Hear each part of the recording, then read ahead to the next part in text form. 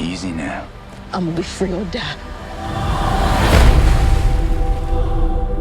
I don't know if you know how extraordinary this is, but you have made it 100 miles to freedom all by yourself. Would you like to pick a new name to mark your freedom? Harriet Tubman. TV.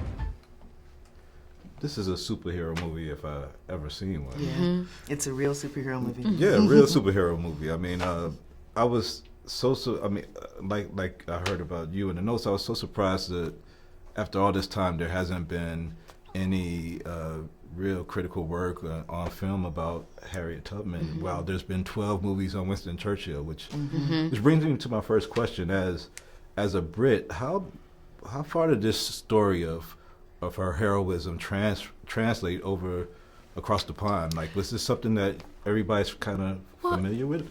I'm only learning that there are people that didn't know about her in the UK.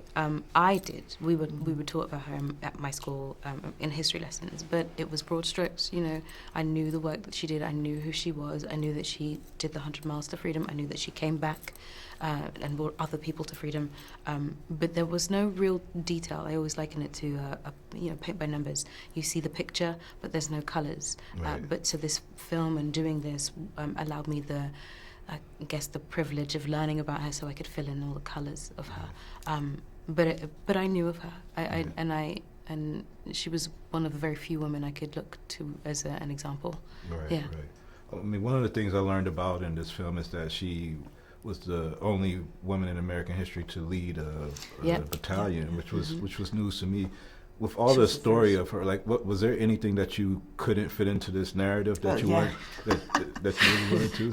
There's so much that I couldn't fit into the narrative, and my first treatments and outlines were like enormous, and then I had to kind of hone it down into what we were going to be able to accomplish, because we did want it to have a scope and and to feel big and satisfying, but we had to choose which runs, for instance, and we had to choose what we could fit in, but there was a lot, so much more that I could have put in. So there could be more work on this project, should be. Absolutely, yes. One thing I was curious about is, like, has there ever been any way to do any DNA testing? Because I know that there's a supposition that she was part of the Dogon tribe, and that's how she had this astrological affinity. I heard Ashanti. Yeah.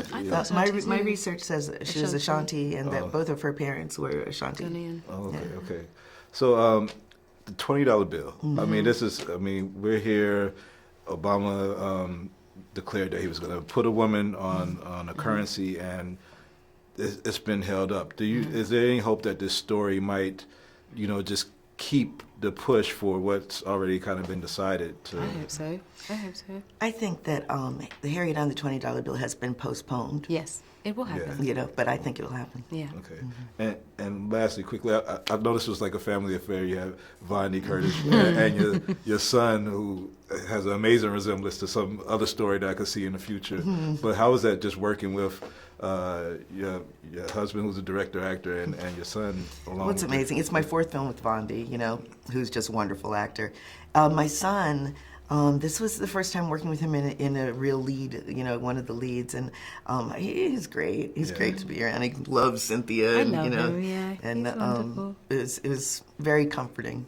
Well, couldn't have been a better casting pick than Cynthia, and that was a great picture. Thanks for inspiring us with your stories. Thank you so much. Thank you. Thank you.